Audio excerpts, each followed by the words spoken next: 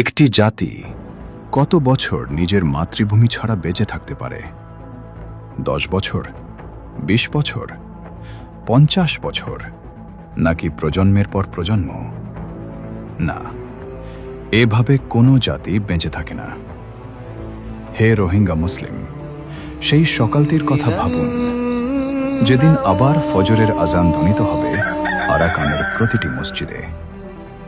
সেই দিনটির কথা স্মরণ করুন, যেদিন শিশুদের হাতে থাকবে বই, ত্রাণের প্যাকেট নয়।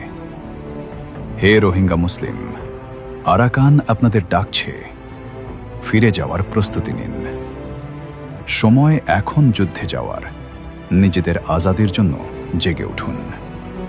আরাকানের স্বাধীনতার জন্য যুদ্ধ করুন। আজ যদি আপনারা না জাগেন, তবে কালের গর্ভে হারিয়ে যাবে পুরো রোহিঙ্গা জাতি। কেউ তো এসে আপনাদেরকে স্বাধীনতা উপহার দিয়ে যাবে না।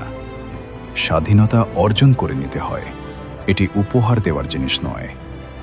ইতিহাস সাক্ষী, যে জাতি প্রস্তুতি নিয়েছে, স্বাধীনতা তারাই অর্জন করেছে, তারাই ফিরে পেয়েছে নিজের ভূমি।